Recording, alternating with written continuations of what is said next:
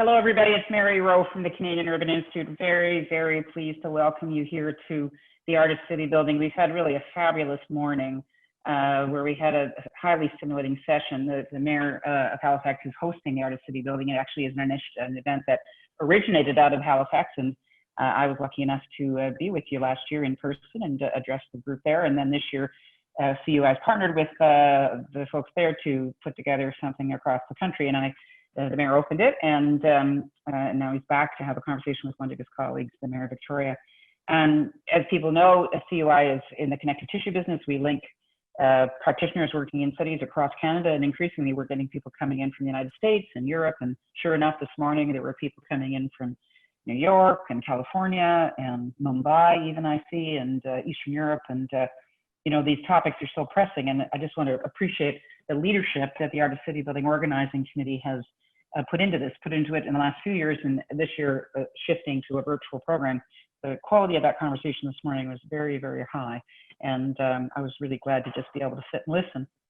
And there are many, many partners that have gone into creating the Artist City Building, and if you go to the artistcitybuilding.ca, you're going to be able to see all of them: the Halifax Partnership, Downtown Halifax, Nova Scotia, the Port of Halifax, National Urban Capital, a whole bunch of them. So I'm just going to encourage you to go to the website and have a look and see. This is what it takes, folks. It's going to take a lot of folks coming together across sectors, doing our bit collectively to have these kinds of conversations that are so crucial to how we're going to survive. Also, there are sessions this afternoon that will carry on, so don't think that your day is over. It's only just starting. It's only just beginning. And we're going to have this afternoon a session on placemaking, and then at the end of the day, a session with Eric Kleinenberg and Osa, your chief librarian in Halifax, and Jen Angel, to talk about libraries and social infrastructure and all the different kinds of things, all the different ways in which physical infrastructure and social infrastructure need to work together to make our communities more resilient. CUI, as I said, is a national organization, but I'm here in Toronto today, which is the traditional territory of many nations, including the Mississaugas of the Credit, the Anishinaabe, the Chippewa, and the Wendat peoples, and the Haudenosaunee. And as across the country, Toronto is now home to many First Nations across Turtle Island, First Nations and Métis and Inuit. And I'm sure that Mayor Savage and Mayor Helps will signal the traditional territories that they're participating from, that we are together in this circumstance, the first in my lifetime, a global circumstance that is causing us to have to rethink urbanism and rethink communities and rethink how we organize ourselves to live together. And the theme of today being underwater is such a profoundly important metaphor for how our cities finding themselves. What are they underwater by? They're underwater by a lot of things. And I'm going to start, if I can, with Mayor Savage. I always say age before beauty, Mayor Savage. We're going to go to you first. And if you could just start us off and describe a little bit about you're heading down, a storm's bearing down on you, a post-tropical storm, so it couldn't be more visceral, the underwater analogy for you. We'll go to you first. Just give us a little outline of what's going on and how you're perceiving the challenges, and then we'll come to you, Mayor Helps, and then we'll have some collective conversation. Anybody who wants to come into the chat, please do put some questions up there, comments as always. Just remember, whatever you put in the chat will be seen, because all of this is recorded and posted in a couple of days, including the chat. So over to you, Mayor Savage. Nice to see you again. Thanks for joining us on CityTalk, and congratulations on really a terrific event. I'm really pleased to be part of it. Well, Mary, it's nice to see you again, and we've had you here in Halifax before for this conference. And Lisa, it's a pleasure to be on with Lisa, who I think is acknowledged as a leader in a lot of these issues. So we are in Halifax, all anxiously watching the track of Hurricane Teddy, which is coming up from Bermuda. Sounds like a nice soft name, Hurricane Teddy, but hurricanes are not. And so if it doesn't hit us quite as hard in Halifax, it will hit our neighbors in Cape Breton hard. So either way, we're all going to be hit by this. There's going to be a slow moving storm, and it is, I think, symptomatic of the challenge of climate and the fact that more and more we're seeing these stories. As I said this morning, here in the land of the Mi'kmaq people, the land that is known as Jubuktuk, which means Great Harbor, we are defined by our connection to the ocean.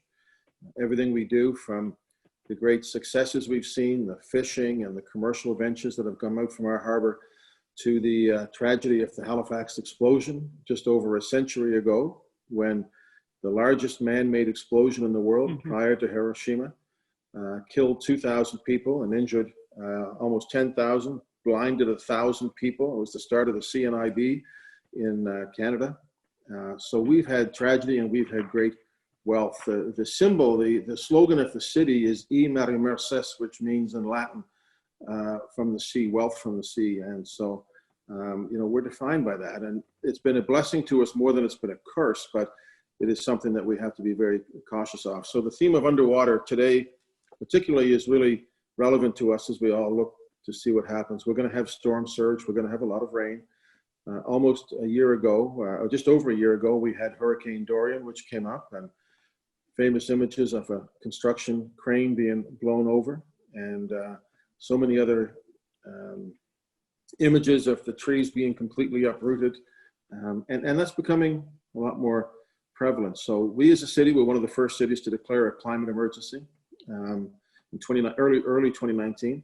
And we followed that up. We have some amazing staff, the folks that you've mentioned who are involved in this, the Jen Angels and the, Karash and Paul McKinnon and so many other folks. Osa, who's involved in this, are a great librarian. We have the best public library, single library in the country, but I would also say we have the best library system in the country, but Lisa may dispute that. But these folks are really important. So is our staff, who have taken direction from council to come up with a very ambitious climate action plan, which we called Halifax 2050. Shannon Miedema is our key staff person on this, and we would talk about this while she was putting the report together. And I just said, look, you have to challenge us with this. And she said, not a problem, Mr. Mayor. And so, we're going to get to net zero emissions by 2050, but a lot of that work is going to happen in the first 10 years. And as a city, we want to get to net zero emissions in our own operations by 2030, and that's going to require a lot of action, and it's going to cost a bit of money. But in the long term, this is as important economically as it is environmentally, that this will be important. As we all know, climate change and its impacts disproportionately affect those who can afford it the least. And so we all have to dig in and make sure as we sort of get ourselves ready for the continually changing climate that we recognize that a lot of people need our help along the way. So proud of some of the stuff that we have done. It's a journey ahead of us, and I'm confident that as a city we will we'll get there. And I'm happy to have a conversation about that with my colleague Lisa and yourself, Mayor. I'll leave it at that for now. Thanks, Mayor Savage. Mayor Helps, can you give people a bit of a picture of what Victoria is facing? And I appreciate too that one of the things that was raised in the session this morning and that we see repeatedly now is that COVID presented one emergency, a pandemic, a public health emergency, but as the mayor just underlined, actually there's a climate emergency happening concurrently with that. We seem to be having an economic crisis at the same time. We're certainly having an inequity and social justice crisis. So there's a whole bunch of things rattling around at the same time. Mayor Helps, talk to us about Victoria and how you're sort of making sense of things in terms of the challenges you're facing. Sure, thanks. Good morning, Mary. Good morning, Mike. Nice to see you. Someone asked me just the other day, did I know Mike Savage? And I was like, well, actually, if you want to join our conversation. So I want to begin by recognizing where I am. Yes, I'm in the city of Victoria, but we're on the Lekwungen speaking people's homelands. That's the homelands of the Songhees and the Esquimalt nations. We are in a very similar situation as a coastal city to that which Mike described, and as a region, we're taking that really seriously to try and get a handle on what are the impacts, kind of in the year 2100. So we've done a lot of research at the regional level, a lot of modeling, and just to give you a sense of the impact. So again, this is from a recent study by 2100. So that seems like years off, but Mike's right. We've got to make the changes in the next 10 years to prevent this kind of change. So land and buildings right in our inner city with a total market value today of $340 million could be subject to regular flooding with the projected sea level rise, which is about 1 meter. And that the economic impact, again, 2100 seems years off, but the work is now, over $400,000 per day in economic impact. So that's just one kind of sample of what climate change can bring right into our downtown, which is very, very low lying. I mean, you can skip stones from the inner harbor. And much like Halifax and other cities across the country, we're taking this really seriously. So in 2018, we adopted a climate leadership plan, which probably has many of the same actions in it that Halifax has, buildings, transportation and waste, trying to curb our own emissions corporately. We also declared a climate emergency as a region in early 2019. You know, I am, like Mike, optimistic, but it's going to take a Herculean effort to actually make the changes needed in the next 10 years, so that by 2050 and 2100 we're not where we could be otherwise. And just on your note about a climate emergency and a COVID emergency and an inequality emergency and a race emergency, with respect to COVID and climate, there's this really great report. I'm going to flash up the cover of it, but when Mike's talking, I'll put it in the chat.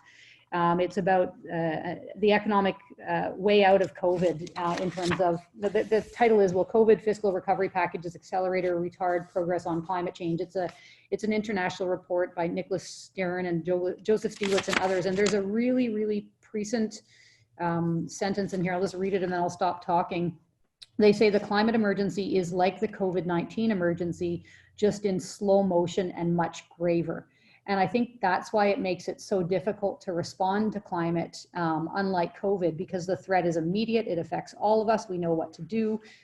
Climate is this slow moving emergency that, you know, is literally, you know, taking communities like Mike's today or later today by storm. Yeah. You know, it's interesting. I think both of you know that I was in New Orleans for the 5 years after Katrina, and trying to understand how that community was going to self-organize, how the Gulf Coast, but particularly the city of New Orleans, was going to recover and rebuild itself. And similarly to what we're seeing now, there were a whole bunch of pre-existing conditions around racism, poverty, inequality, and then some really crummy, poor planning decisions that had allowed people just to have whole houses that put them in harm's way. But all of that kind of cascaded in, you know, at the same time. All of a sudden you had all of it to deal with. And then 5 years later, when it started to get its feet, then Detroit started to manifest in American cities as being the one. And I used to compare it that it was like Detroit was going through a slow Katrina. It had had a Katrina over decades of, you know, economically just disinvestment. So I guess that leads me to a question for both of you. How are you picking your priorities right now? And how are you working with your councils? Because as you've suggested, there's an acute crisis. And when I had both of you on CityTalks early on in the pandemic, and you were both focused on public health and trying to make sure that you kept people safe from dying. And now we're into what feels like potentially a second wave, or whatever we're going to call it. We have rising numbers in various parts of the country. How are you deciding what your priorities are, and what are your council colleagues insisting? Mayor Savage, do you want to just speak first to that? Sure. So just to pick up on this issue of the crisis, I tell people there's 5 crises in the world right now. There's a health crisis that has led to an economic crisis. There is a social equity crisis, exemplified or amplified, because it already existed, by the death of George Floyd and what happened in Kenosha and other places. We have the climate crisis, and I think it all leads to a 5th crisis, which is a crisis of hope and optimism in the world that is just overbearing. And as cities, you know, we have certain, as we've talked before, certain legislative as well as financial handcuffs on cities as to what we can do. Yeah. And so I think that COVID has to be the number one, you know, issue that we're all dealing with. But, you know, it's not a question of choice. It's a question of necessity that we have to continue to deal with these other ones. I was very proud that we came up with, or our council debated this Halifax 2050 during the COVID crisis. And it is an ambitious plan, and it passed unanimously, I believe, through council after a lot of discussion, because people recognize if we're ever going to get to a place of what you might call normalcy, or what passes for that these days, you can't just stack up the crises and deal with them one by one. We have to deal with all of them, and we have to deal with them in a way I think that makes sense. We also passed a very ambitious public transit plan that's going to take years to implement, but is for Halifax is going to be a $700 to $800 million project. Obviously, not something we can do without support from other orders of government. But we undertook that. Some people said, "Why are you talking about that now?" But they're all tied in together. If you're going to deal with the climate emergency that we have, you can't do it divorced from COVID. And there are some financial limitations on cities right now that don't allow us to do everything we would like to do. But you still have to do the work. You know, my teachers in school used to say, you know, Mike's a smart kid, but if he would just apply himself. Well, we don't have the choice now. We have to apply ourselves. We have to apply ourselves across the board. And I do want to just say once again how important our staff are working with the council. And you can't, in my view, have a successful city if you don't have your political leadership working, and that the staff will follow that up. And they do amazing work here in this city, and I'm sure in cities across the country, and they get it. And to me, it's a real test. COVID is a test for all of us of how we're going to go forward and make progress on these big challenges. And one may be a bigger issue for us, but none of them can be ignored. They all have to be dealt with. The social inequities ties into COVID, as we found out time and time again, that people who have been hurt the most are those who can afford it the least. And it's the same with most of the crises that we're facing. So I am an optimist by nature, and I do think we need to find bits of optimism. We have to find successes, and we have to use those as the way through. But it's no question it's a very challenging time. Can I ask you a follow-up sort of tactical question? I mean, one of the things that you made me aware of when I was in Halifax a year ago is that you have a ton of land. Your physical space that is part of the region is large and it's diverse. You know, I mean, when your sister and I were driving through, and you know, she said, "This is still Halifax," and we were, you know, in rural and conservation land. Did you? How do you do that? How do you reconcile that with your council members, who presumably have competing a sense of this? I'm interested how you've been able to cobble together a consensus that, as you suggest, would still mean that they're willing to invest in transit. I think other municipal governments may be struggling with that a bit. Can you tell us what your secret was there to get them to all agree? Well, I remember a few years ago at FCM, I was asked to speak on a panel about rural economic development. And a lot of people, I think some people were offended that the mayor of Halifax was asked to speak on it. But we're not just the biggest urban municipality in Atlantic Canada, we're the biggest rural municipality as well. So if you got in a car without any traffic and drove from one end of my city municipality to the other, it's 3.5, 4 hours straight driving. It's a big municipality.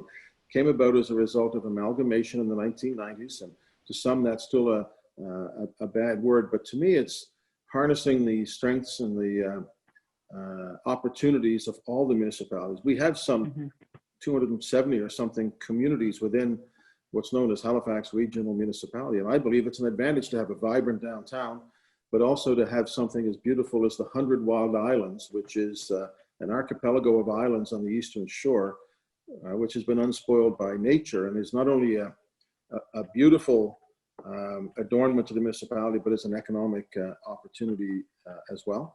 So I think that you have to look at the skills and talents of communities just as you do of people and say, you know, what can we do together? And I think, you know, we're blessed. And even saying that, Mary, I was at an announcement this morning with the Nova Scotia Nature Trust that they're going to double the amount of land that they're preserving for the future. We have, as a city, we're purchasing land pretty close to the heart of the city, even though we own all kinds, but we need to preserve lands in the heart of the city as well for generations to come.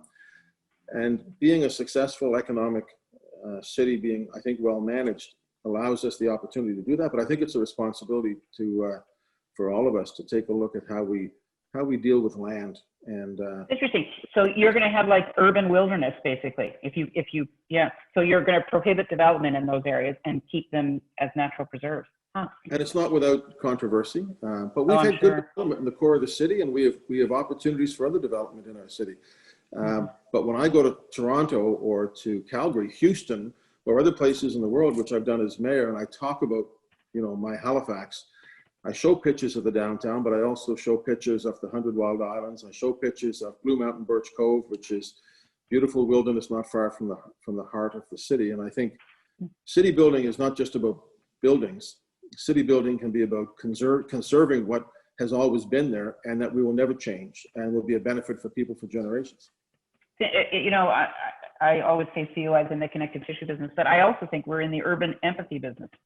And to try to dissipate these, as if it's a us and them, or if it's an either or, what you're saying is that one of the benefits you have, the perspective you have, is that you're able to hold urban and rural somehow in a really healthy kind of tension.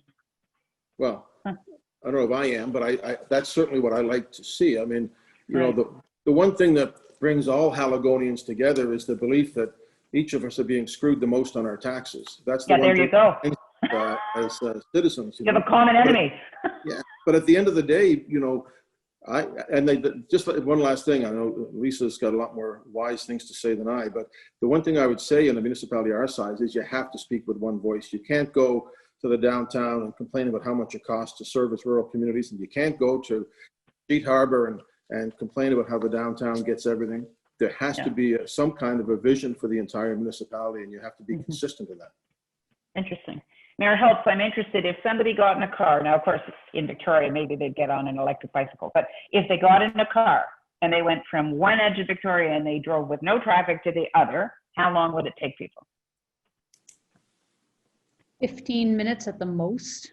So, I'm envious of all of the land that Mike has out there. Victoria is a tiny handkerchief of land, so we're 20 square kilometers. We're just the tiniest of tiny geographical areas, with a heck of a lot of challenges and a heck of a lot of opportunities in that small space.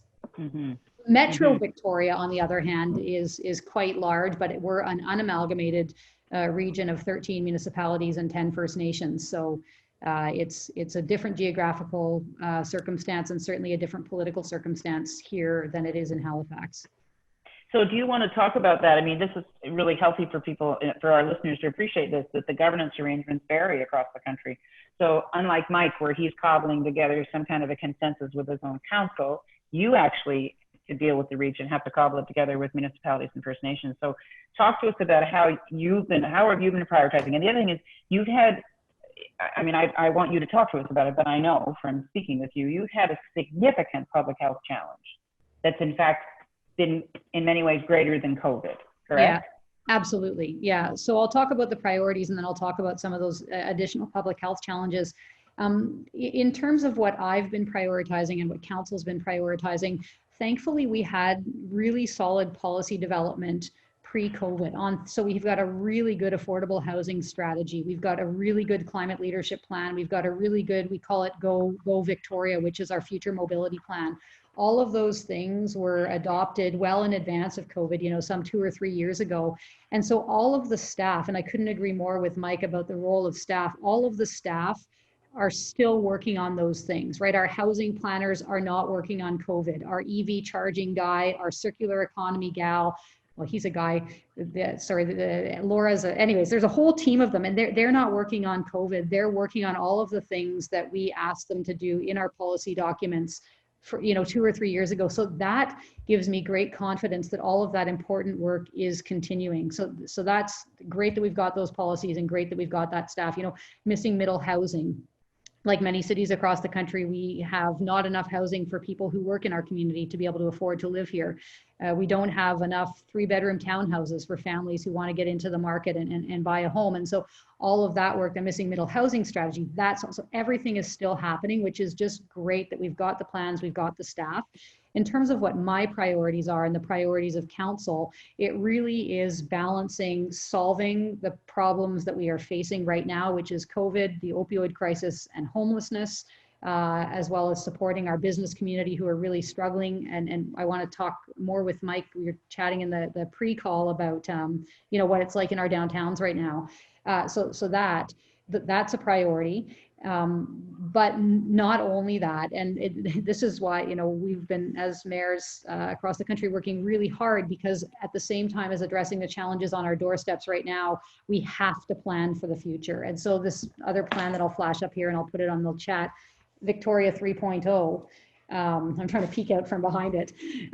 This is our recovery, reinvention, and resilience plan. It really tackles what does Victoria's economy look like for the next 20 years. And my office is leading the implementation of this plan, and it's as much work as dealing with the crisis in front of us. But we know when we get, through COVID, when we've solved homelessness or at least better managed it than is happening right now, we need to plan for that future economy. And so those are the two priorities for me: equal weight on what's in front of us right now, but also preparing the economy and the city for the future. It's tough, eh? Like the short term and the long term. It's hard. And as you say, which Mayor Savage made clear, is that you're trying to do this with one hand tied behind your back, because you don't actually have the powers and the resources that you need to be able to tackle these things, and you've got to navigate it up through your province, as you just said.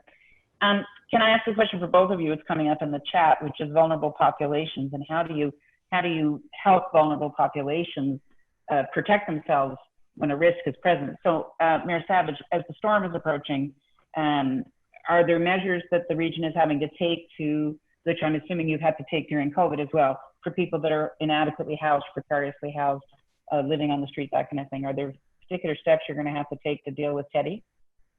Yeah, there very much is. So Sean McKinley, who's my chief of staff, is on this call, and she will have been on the calls that we've had over the last couple of days with our EMO folks. And one of the consistent questions that I ask, and I know that is on other people's mind, is what about the people who are living in the street? And that we do have people living in the street in Halifax. We have people living in tents right now in Halifax. And so our EMO folks are very cognizant of that. We've got accommodation ready. We're going to try to move people before the storm so they can ride the storm out. And then there may be an opportunity if they wish to attach them to community services at the same time, if that's their wish. So that's always a big issue for us, is how do we deal with those folks? And I'm sure it's the same with Lisa. We have a homeless population through COVID that we put up in hotels, in some cases, motels.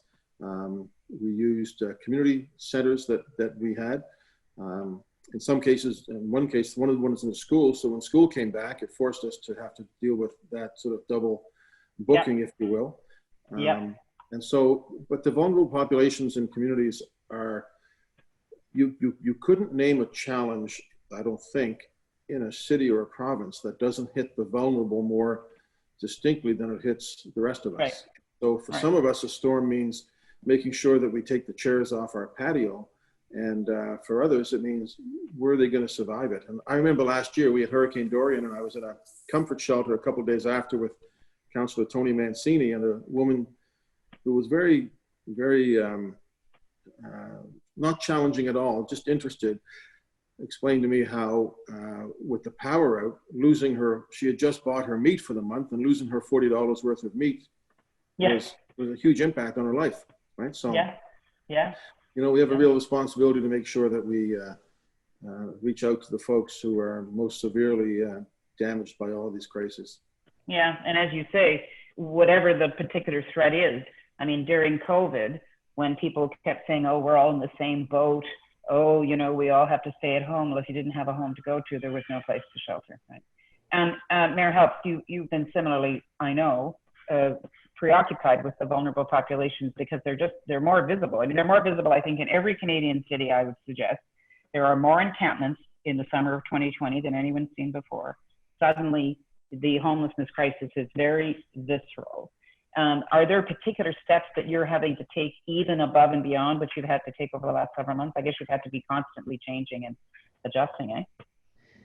Well, I mean, yeah, unlike Mike and larger municipalities, we don't have a lot of space. And so right now there are people camping in almost all of our parks, some of the small neighborhood ones, not so much. At the beginning of the crisis, along with the province, we moved 500 people indoors to motel rooms, but there are still about 275 people left outside. There is literally nowhere for them to go. I know the federal announcement, has that happened yet? Yeah, so that's— Yeah, it happened about an hour ago. Yeah, so the acquisition fund for more indoor sheltering locations is positive. But I think what Mike said is really important, that the people who are already vulnerable are even more vulnerable in these crises. And that is the nature of vulnerability. So we can buy more motel rooms, or we can get more services, or we can, whatever it is. But really what we need to do as cities and as a country is address that fundamental vulnerability where these kinds of issues don't hit people equally. And that is a lot of that's a lot of unpacking to do, because many of my constituents, I won't say many actually, we get lots of emails, but I don't get 93,000 emails. I only get about 400 emails. People are like, I want my park back. Yes, we want you to have your park back. Like the parks are really, really important. They're part of the fabric of our city, and also the people living in them need shelter. And so these are the very difficult conversations that we're having here, and trying to do it in a way that's loving and compassionate and draws people together rather than pushes people apart. But it's hard.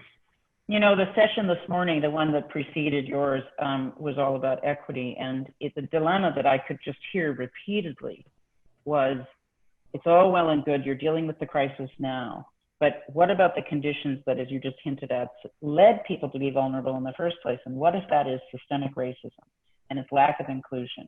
And that those vulnerable folks continue to be kept vulnerable basically by the way that we plan and design and manage our cities. And you have to somehow do both at the same time. You have to kind of stem the bleeding, but also figure out what caused the wound in the first place and address that. It's difficult, eh? Mm-hmm. Yeah, without question. And, really, I've been talking with mayors across the province and across the country. And in addition to homelessness and unsheltered populations, and again, I think this shows up probably differently in every city, but certainly in British Columbian cities, untreated mental health and addictions is really, untreated mental health and addictions issues is really, really having a negative impact on everybody, on the people who have those issues, who don't have spaces for treatment, on our businesses, on people who, if you experience somebody in the middle of a mental health episode and you're not used to it, that can feel scary. So, that without question, there is nothing that cities can do with respect to mental health and addictions treatment. We don't have the resources. It's not in our mandate at all. Housing need, so it's so we're back into that dilemma. We're back into this, you've got one hand tied behind your back. But can we talk about downtowns? Because I know that both of you are struggling with it. And I had a conversation earlier this morning with the chief of police of one of Canada's cities, saying that the dilemma is that vulnerable populations are now present even more so in downtown, which makes people fearful. Maybe they don't need to be fearful, but they're presented with a person that they don't know how to navigate. They don't know how to. So can I get a sense from both of you, what are you observing as the impact on your downtown and the economy recovering, I guess, but at the same time, you've got a population that are congregating in parts of the city, as you suggest, where the people are saying, I want my park back. Mayor Savage, you go first. It's a Gordian knot. It's not easy, I agree. You don't solve the problem of the poor by moving the poor. The poor go where they think they have their best chance to have some kind of a life, and quite often that life is, finding a shelter for the night, waking up in the morning and trying to figure out which mission they might go to for breakfast or where they might go for lunch, and then in some cases they have to go and apply to get back into a shelter in the evening. So I think my own view, and this goes back to my time as a member of parliament years ago, I've always said we spend a lot of time in this country maintaining poverty and not as much time trying to eliminate poverty. A lot of our programs are meant to just keep people a little bit okay, right? And, I continue to believe that a basic annual income, which I understand is something that's being considered, is probably one of the solutions to a lot of these things. It's easy for me as a mayor to say that because I'm shrugging off the problem to other people.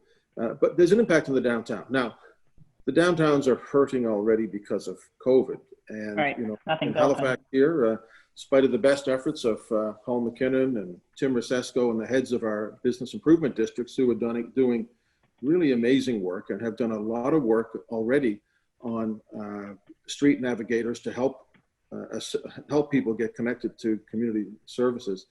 There's such an inequity in how COVID has hit people. In Nova Scotia, it's probably the same elsewhere, but I don't know. In Nova Scotia, the liquor commission sales are through the roof, but the bars and the restaurants aren't. And Sobeys is doing very well, but the restaurants aren't. Some places are doing better than some others. So there's this inequity, but I do think particularly the inequity among those who have and those who have not.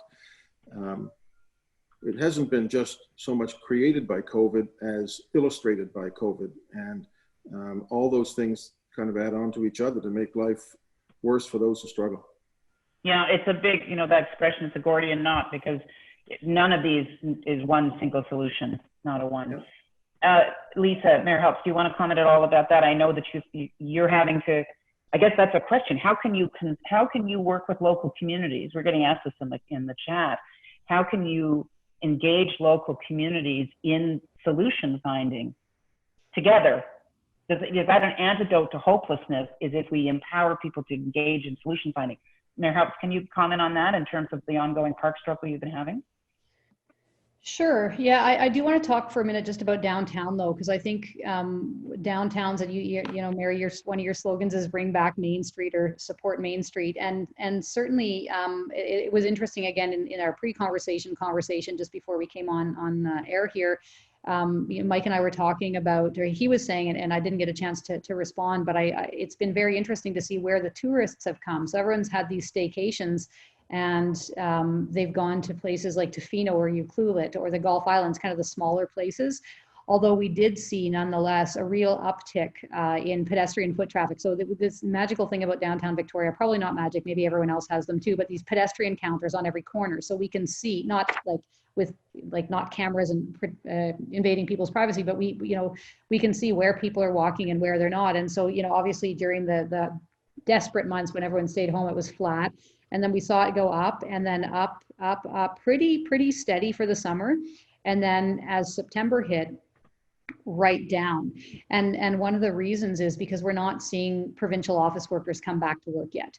And that is going to have a devastating impact on the lunchtime business. This is happening in Ottawa too. And I wonder, it must be happening also in Halifax, isn't it, Mayor Savage? Because you must have a lot of provincial employees whose offices are downtown Halifax, right?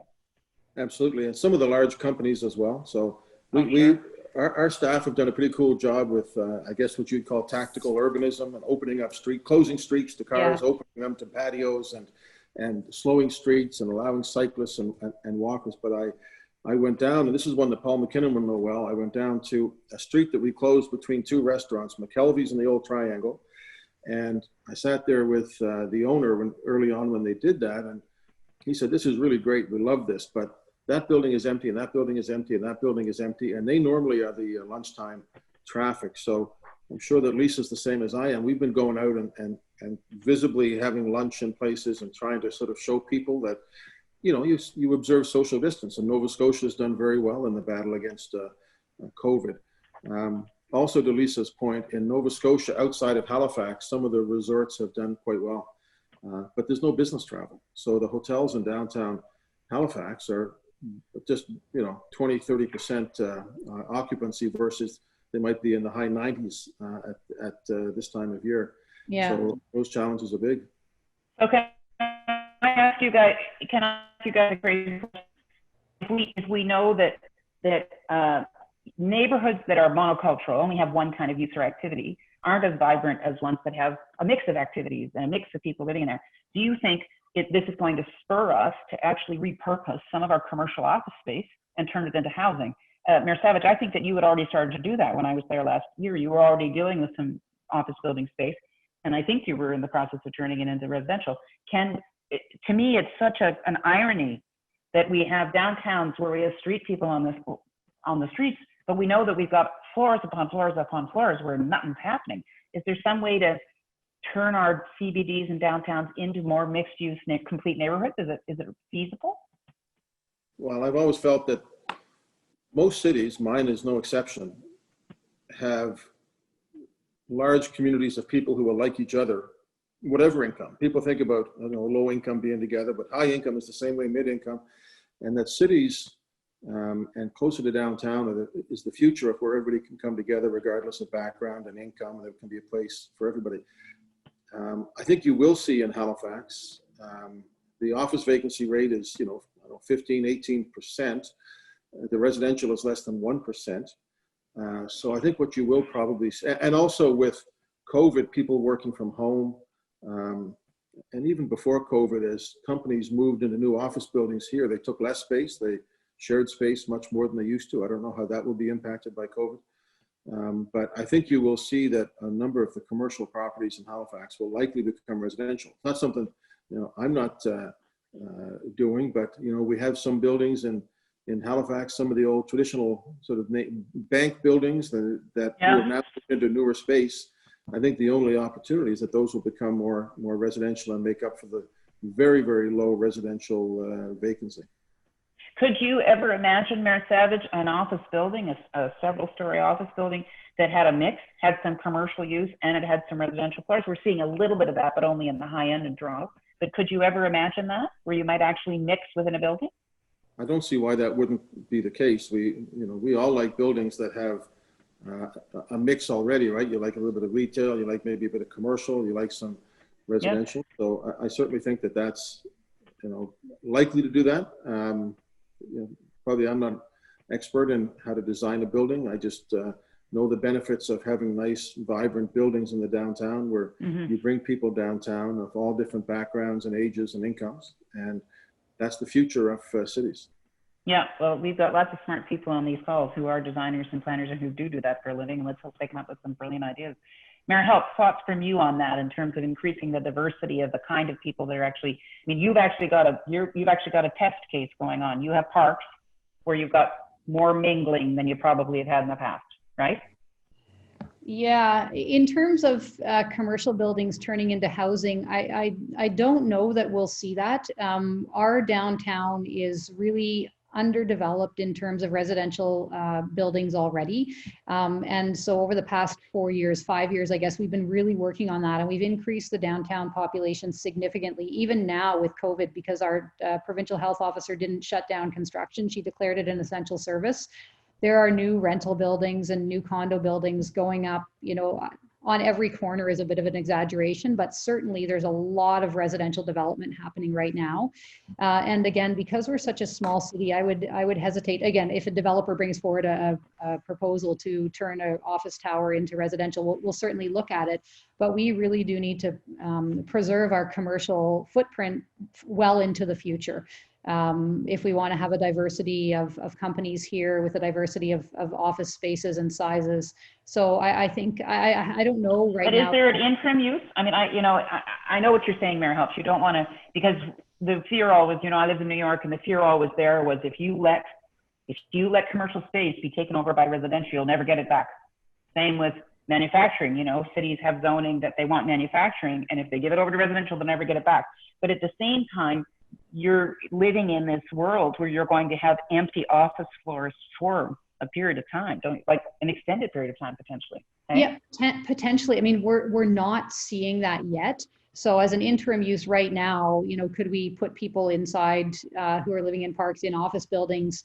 Not at this point, right? Like there a lot of companies and the province, and we've got, I have a business call every 2 weeks, and there are commercial property owners who are part of that call, and they're not seeing that yet. They're seeing leases being renewed. They're seeing new leases being had. So, we'll have to watch that carefully. But at this point, there's not, the vacancy rate in offices isn't such that we could start having that conversation yet.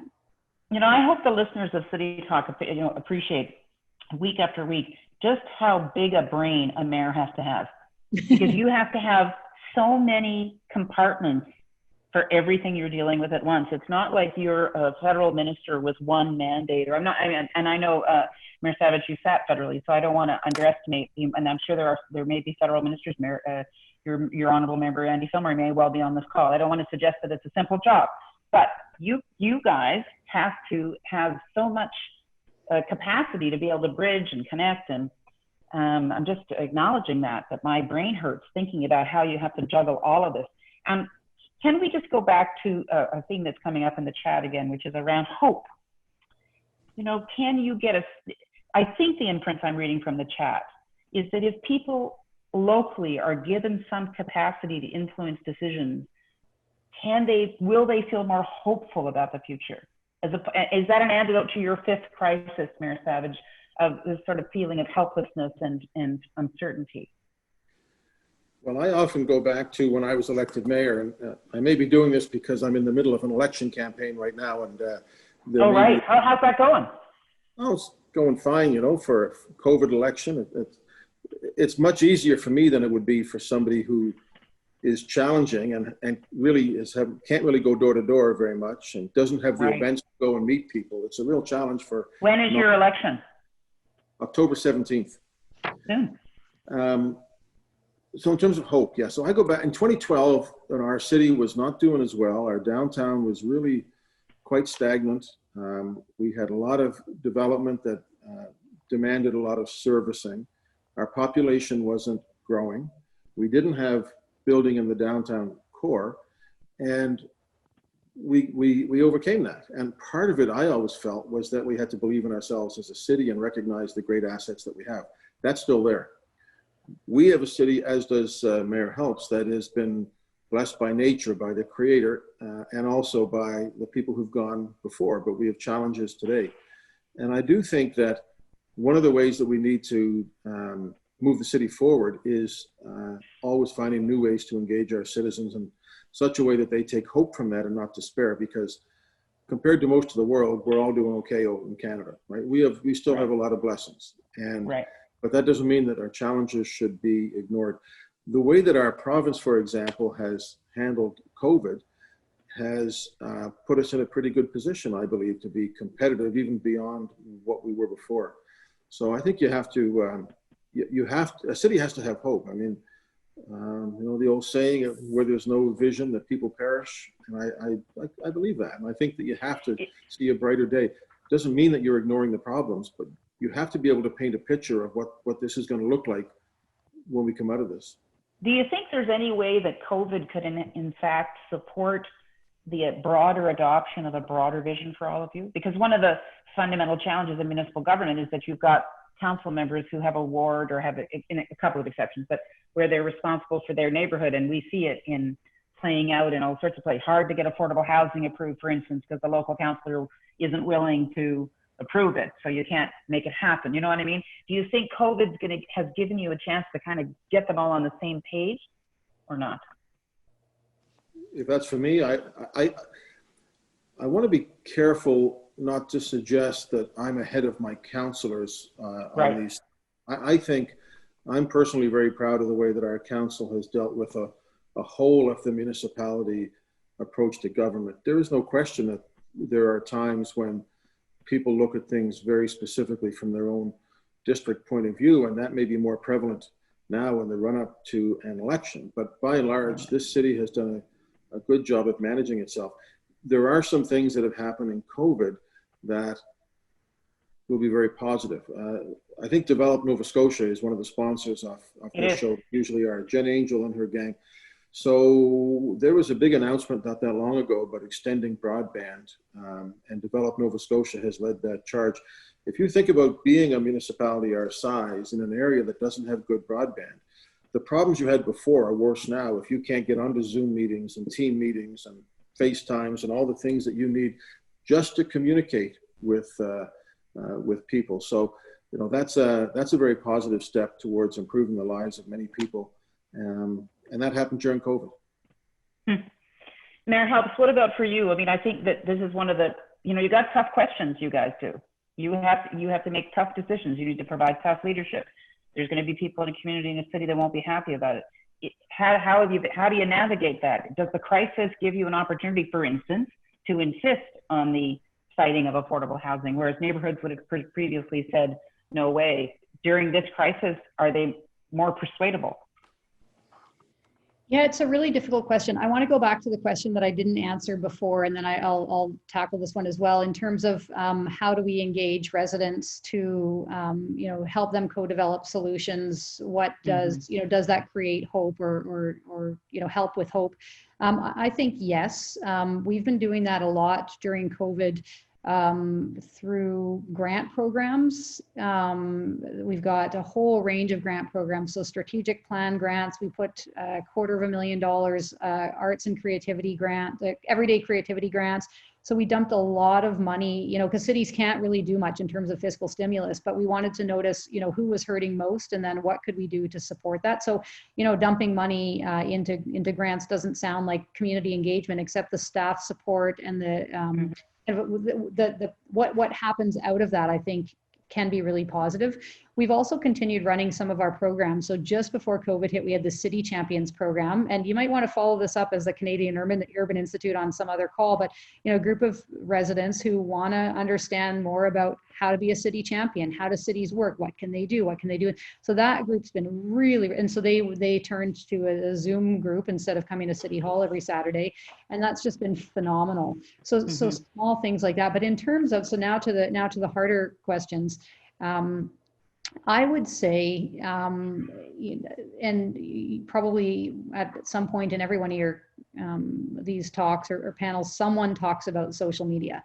And I would say that that has been a really, really divisive force in terms of having thoughtful, rational, open-minded and open-hearted conversations about vulnerability and about homelessness. And, you know, there's one of our local radio hosts, and he literally said this when he got off before, sorry, and this isn't social media, but I talk radio. He said, well, I'll be back tomorrow unless I get stabbed. Right. And so he just like, it's so unhelpful. And then, so all of the, you know, this email and Twitter and Facebook. And then I walk down the street and people are like, Mayor, I really want to thank you for doing a good job. Thanks for taking care of the people who are vulnerable. This is a really difficult situation. So I don't know which reality is real, right? Yeah. And so I think social media is having such a negative impact here in Victoria, in particular, in terms of working with and supporting vulnerable populations. Yes, it's very hard. It's difficult for everyone, but the tone, it's really, and I should say, you know, this is part of being an unamalgamated region. The city of Victoria proper is very small. We don't know where people live when they tweet. So that's also, you know, doesn't help. So yeah, that was a long rambling answer, but that's one of the most pressing issues. If we can't talk about these things, whether it's homelessness or the opioid crisis or climate change, you know, someone asked about cars versus non-cars. And if we can't talk about those in thoughtful, rational ways, even when we disagree, especially when we disagree, we're not going to solve the problems facing our cities. And so that's like, I am just the firmest believer in having face-to-face difficult conversations where we can really listen to those who have differences of opinion and find our way through. It's the function of the public square, right? And the dilemma, some people think that social media is the new public square, but I think lots of people will observe and say perhaps not.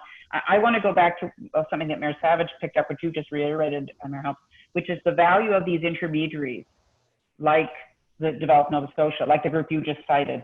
If I think of culture, for instance, you know, culture and cultural organizations are often very effective intermediaries, aren't they, for bridging societal challenges with local communities. And as you suggested, your grant program, I mean, the culture sector has been just battered like crazy through COVID. So is that something, back to hope, again, you know, I'm interested in the number of people that are asking, what are the signs of hope and what can you as municipal leaders commit to that will instill hope?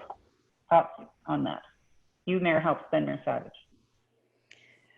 Honestly, like I put my website up there earlier.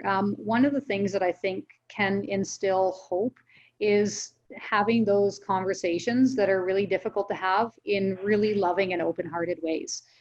That can instill hope. It can instill hope when we as local leaders kind of model the way to get through some of these really difficult times. So I reference my website because I've been getting hundreds of emails on homelessness each week, and instead of write back to them individually, which would just like not work, I kind of take all of the thoughts and then respond, you know, to everyone together, and then post on my website my response.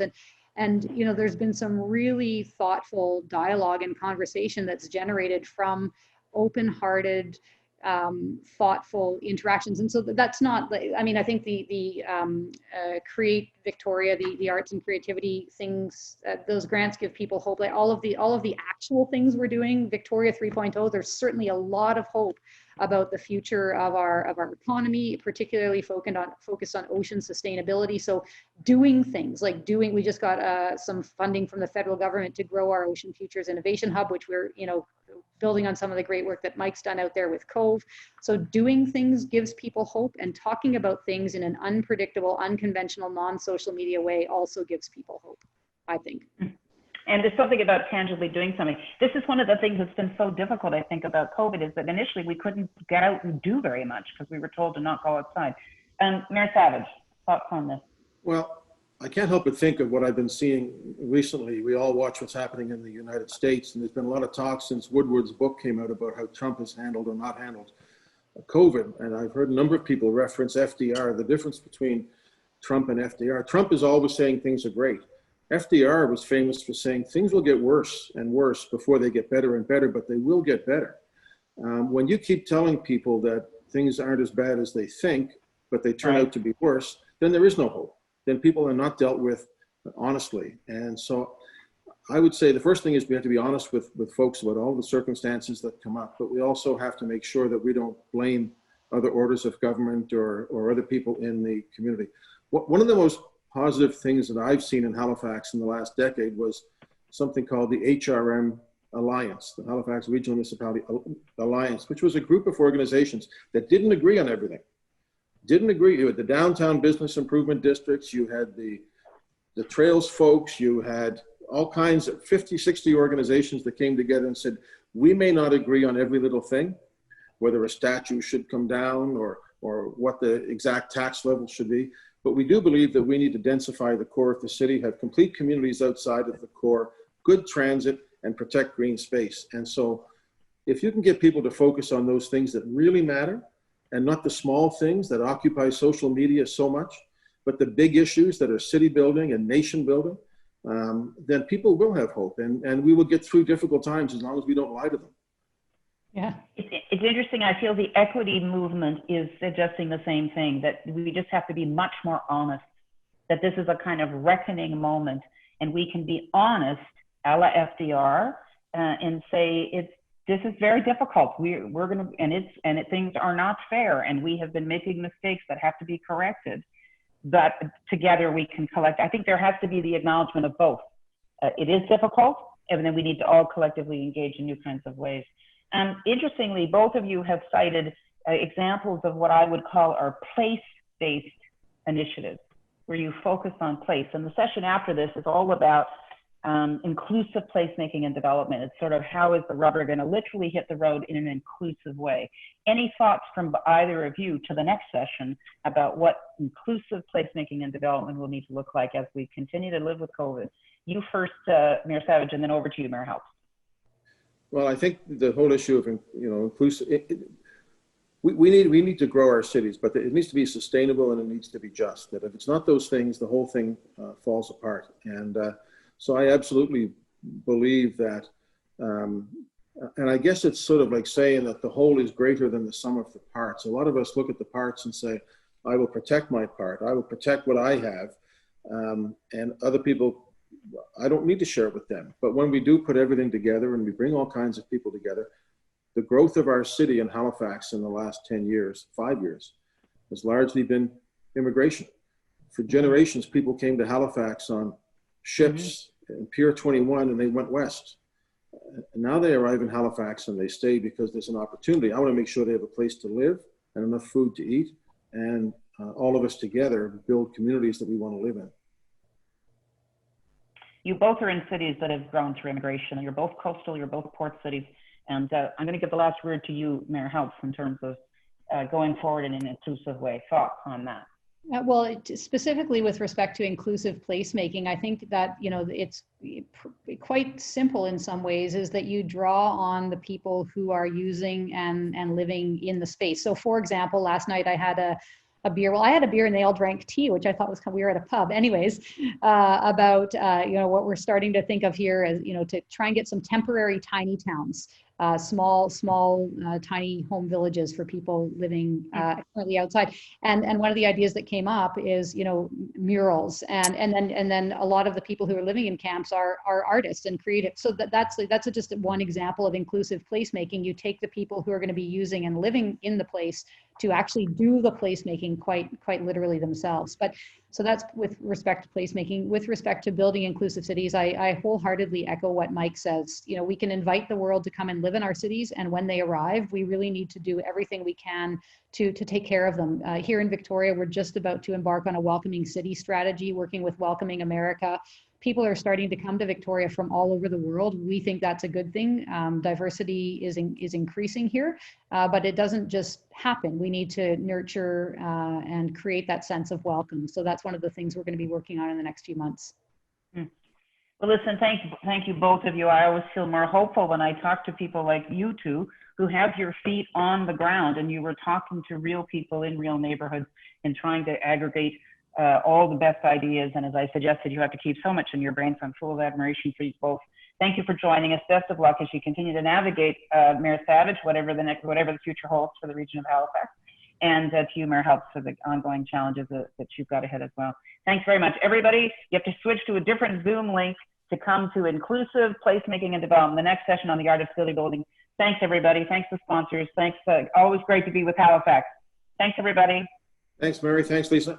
Thanks, Mike. Thanks, Mary. Take care. Enjoy the rest of the day. Bye.